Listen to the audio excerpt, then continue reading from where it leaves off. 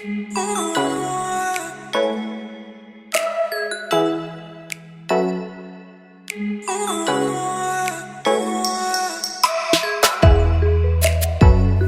Students, welcome to the knowledge point. Students, हम अपनी इन videos में पढ़ रहे हैं क्लास प्लस 2 का चैप्टर जिसका नाम है सॉल्यूशन, और हमने अपनी इन वीडियोस में वेपर प्रेशर वाला टॉपिक स्टार्ट करना है। मैंने अपनी लास्ट वीडियो में हेनरीज लॉ वाला टॉपिक कंप्लीट करवा दिया था और आज हम कंटिन्यू करेंगे हमारे न्यू टॉपिक जिसका नाम है वेपर प्रेशर।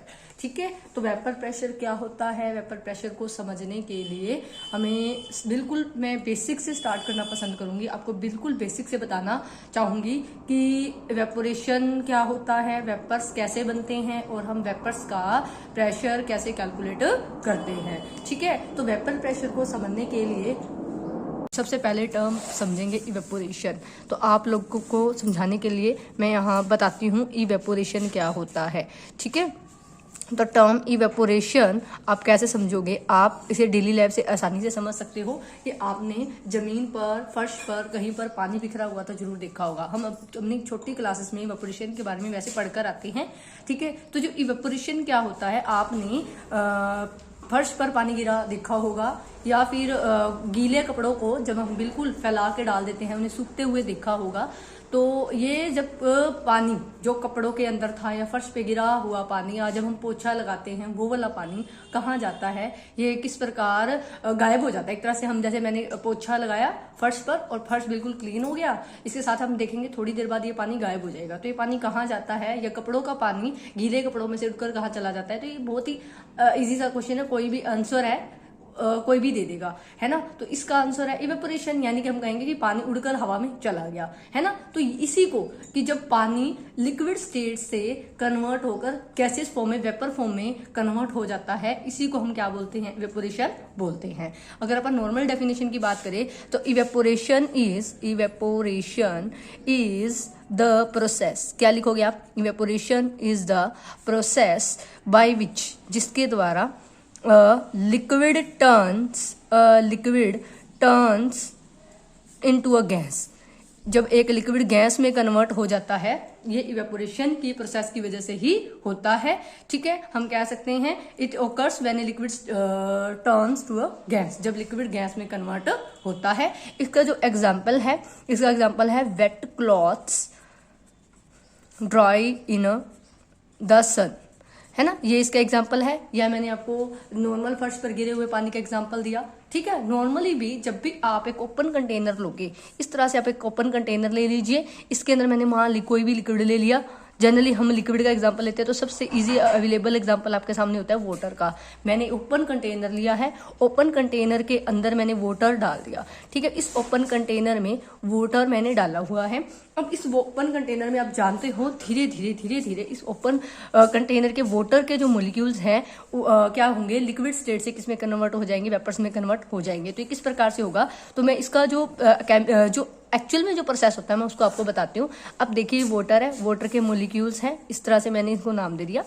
ठीक है, ये हो गए ऊपर वाले, बिल्कुल ऊपर वाले, इसे बोलते हैं सरफेस। वाटर का बिल्कुल सरफेस है, यानी कि ये वो वाला पोर्शन है, यहाँ पर गैसेस एयर है, यहाँ पर वाटर है। ठीक है, ये सरफेस वाले मॉलिक्यूल्स हैं। ये कौन से मॉलिक्यूल्स हैं? सरफेस वाले मॉलिक्यूल्स हैं। ठीक है, यहाँ पर एयर है और यहाँ पर सरफेस मॉलिक्यूल्स पड़े हैं। तो धीरे धीरे क्या होगा, ये जो मॉलिक्यूल्स होते हैं ना, इनमें कुछ खास बात होती है। ठीक है, इसका मैं बताती हूँ। अब देखो, मैं दोबारा से बड़ा सा कंटेनर बनाती हूँ, इसके अंदर मैं दो मॉलिक्यूल्स को कंपेयर करके दिखाऊंगी।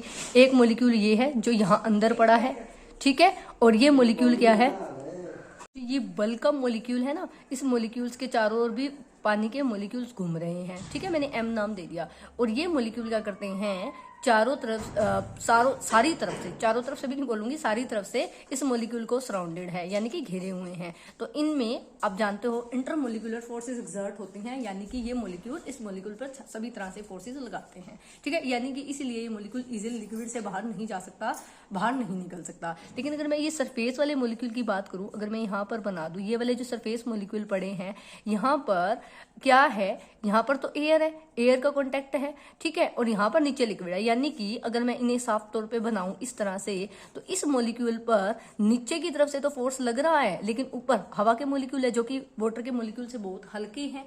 तो हल्के होने की वजह से जो ये वाला मॉलिक्यूल है इनके ऊपर लेस फोर्स ऑफ अट्रैक्शन लगेगी। यही टॉपिक हम सरफेस टेंशन वाले टॉपिक में पढ़ते हैं कि सरफेस टेंशन इसी से जुड़ा हुआ होता है कि सरफेस टेंशन क्या होता है, यानी कि ये सरफेस से जुड़े हुए जो मॉलिक्यूल्स हैं इन पे फोर्स ऑफ अट्रैक्शन क्या होती है, कम लगती है। तो मैं लिख सकती हूँ कि फोर्स ऑफ अट्रैक्शन क्या होगी, फोर्स ऑफ अट्रैक्शन जो होगी जो सरफेस मॉलिक्यूल्स हैं उन पर कम होगी। Force of attraction will be less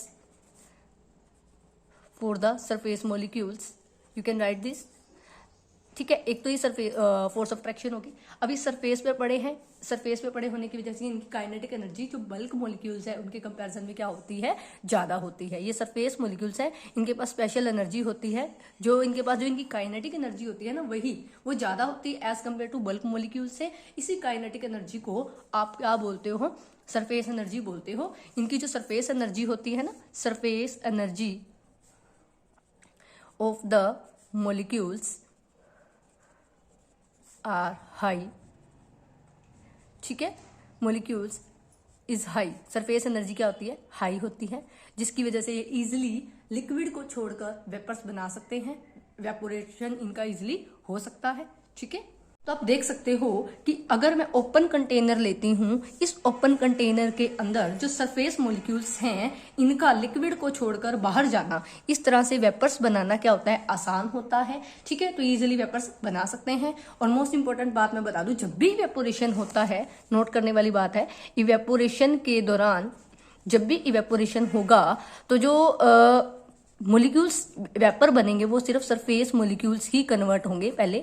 तो ठीक है, क्या होगा, surface molecules only converted to vapours. ठीक है, पहले क्या होगा, जो ये वाला सरफेस मॉलिक्यूल ऊपर वाले मॉलिक्यूल्स थे ये वेपर्स में बनेंगे और वेपर्स बनकर उड़ जाएंगे। फिर ये जो बल्क मॉलिक्यूल्स थे इनको स्पेस मिलेगा, ये ऊपर चले जाएंगे। ठीक है, और जैसे जैसे ऊपर जाएंगे इन्हें भी जगह मिल जाएगी, फिर अगेन ये सरफेस पे आ जाएंगे तो ये सरफेस मॉलिक्यूल बन जाएंगे, तो ये सरफेस मॉलिक्यूल बनेंगे तो ये वेपर्स बन जाएंगे, यानी कि evaporation occurs only at the surface. ठीक है, तो हमने 3 बातें पढ़ी ओपन कंटेनर के अंदर कि ओपन कंटेनर क्या, इवेपोरेशन के लिए देखो, चाहे ओपन कंटेनर हो चाहे बंद कंटेनर हो, इवेपोरेशन कैसे होगा कि जो सरफेस मॉलिक्यूल्स हैं इन पर फोर्स ऑफ अट्रैक्शन क्या होती है, लेस होती है, इनकी सरफेस एनर्जी क्या होती है, ज्यादा होती है। और इवेपोरेशन जो होगा वो सरफेस मॉलिक्यूल का होगा।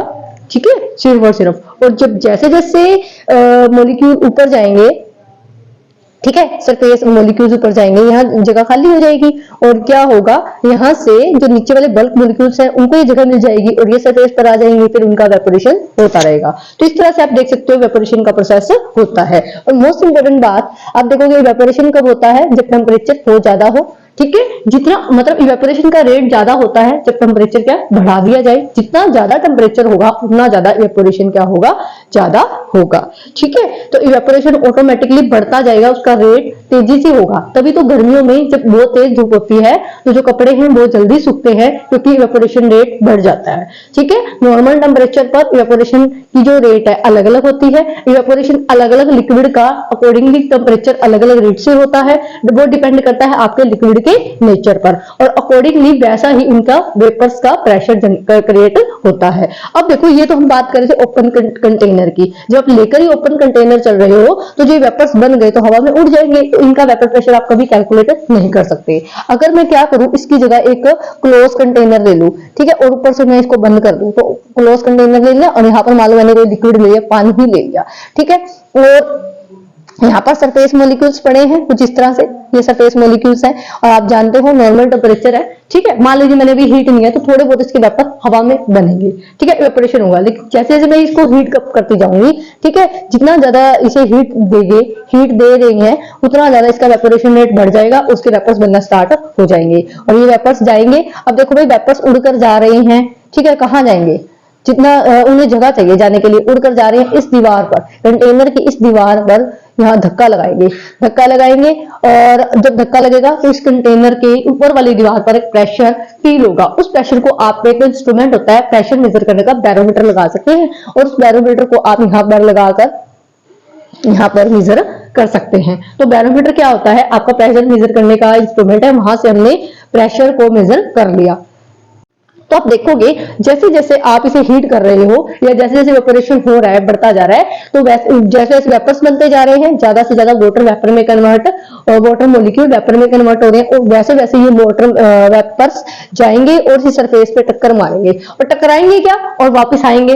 देखो जाएंगे, अपनी एनर्जी लेकर जाएंगे और बहुत जोर से जा करके आप पिक्चर में देख सकते हो कंटेनर की दीवार पर धक्का मारेंगे, और जैसे ही धक्का मारेंगे अपनी एनर्जी लूज हो जाएगी, उनका मोमेंटम कम हो जाएगा। ठीक है, दीवार को धक्का मारने की वजह से, और सारा का सारा वो प्रेशर की फॉर्म में दीवार फील करेगी, और जैसे ही उनकी एनर्जी कम होगी, उनका मोमेंटम कम होगा, तो वो नीचे की तरफ मूव करेंगे और नीचे की तरफ आ करके इस तरह से नीचे ऊपर गए और नीचे की तरफ आएंगे। देखो इस तरह से मैं दोबारा बना देती हूँ। एक मॉलिक्यूल गया वेपर की फॉर्म में और गया गया गया, यहाँ टक्कर मारी, सारा मोमेंटम यहाँ ट्रांसफर कर दिया, सारी एनर्जी दे दी जितनी दे सकता था, और इसने हीट एनर्जी की फॉर्म में इसके पास एनर्जी थी और सारी दे दी, और इसकी मोमेंटम कम हुआ और लो करके आया, और यहाँ पर लिक्विड पड़ा था और लिक्विड में आकर के वापस ठंडा होकर बैठ गया। तो यहाँ पर यानी कि जा रहे हैं मॉलिक्यूल्स ऊपर वेपर बनकर और जा रहे हैं, कंटेनर को धक्का लगा रहे हैं, बैरोमीटर में प्रेशर, वेपर्स के द्वारा लगने वाले प्रेशर की रीडिंग आ रही है, रीडिंग बढ़ती जा रही है, और ये मॉलिक्यूल्स बार बार ठंडे होके आ रहे हैं और यहाँ बैठते जा रहे हैं और जा रहे हैं और निकल बैठते जा रहे हैं। तो जब जो मॉलिक्यूल ठंडे होकर नीचे आ रहे हैं ना, आप देख रहे हो, तो उन्हें आप क्या बोलते हो, इस प्रोसेस को बोलते हैं कंडेंसेशन। क्या बोलते हो, कंडेंसेशन। यानी कि इसके अंदर लगातार क्या प्रोसेस हो रहा है, नए नए वेपर्स बन रहे हैं जो दीवार को धक्का मार रहे हैं, अपनी एनर्जी हीट एनर्जी की फॉर्म वाली जो लूज कर रहे हैं, हीट करने की वजह से इनकी काइनेटिक एनर्जी बढ़ गई थी, वो एनर्जी लेकर ये ऊपर गए थे, कंटेनर को धक्का लगाया, उसकी वजह से कंटेनर पे प्रेशर फील हुआ, और वो प्रेशर बैरोमीटर ने महसूस किया, मतलब रिकॉर्ड किया कितना प्रेशर लग रहा है, और वो वेपर प्रेशर लगातार बढ़ता जा रहा है, और एक टाइम आएगा जब यहाँ पर बैरोमीटर में जो रीडिंग आ रही है ना, वो कांस्टेंट हो जाएगी। अब देखो दो प्रोसेस हो रहे हैं, यहाँ से नए नए वेपर्स बन रहे हैं, इस प्रोसेस को आप बोलते हो इवेपोरेशन। क्या बोलते हो, इवेपोरेशन हो रहा है, इस तरह से वेपर्स जा रहे हैं, और कुछ वेपर्स क्या है, वापिस आ रहे हैं, ठीक है, सरफेस पर आकर वापस बैठ रहे हैं, इस प्रोसेस को आप बोलते हो कंडेंसेशन। ठीक है, तो कंडेंसेशन भी हो रहा है, इवेपोरेशन भी हो रहा है, और लगातार आप देखोगे बैरोमीटर की जो रीडिंग है वो बढ़ती चली जाएगी। यहाँ पर इवेपोरेशन भी होगा, कंडेंसेशन भी होगा, और ये रीडिंग बढ़ती जाएगी, और एक टाइम आ जाएगा जब ये रीडिंग क्या हो जाएगी, वेपर प्रेशर की कांस्टेंट हो जाएगी। ये रीडिंग क्या हो जाएगी, रीडिंग, यहाँ रीडिंग आएगा, ठीक है, रीडिंग क्या हो जाएगी, कांस्टेंट हो जाएगी। यानी कि क्या होगा, जितने मॉलिक्यूल्स ऊपर जाकर इवेपोरेट हो रहे हैं, ठीक है, इवेपोरेट हो रहे हैं, वेपर्स बना रहे हैं, उतने ही कंडेंसेशन भी हो रहा है। यानी कि आप ये कह सकते हो कंडेंसेशन भी उतना ही हो रहा है जितना evaporation. Rate of evaporation become equal to rate of condensation, rate of condensation. तो आया समझ में, आप देख सकते हो rate of evaporation equal to rate of condensation. This is the state of equilibrium.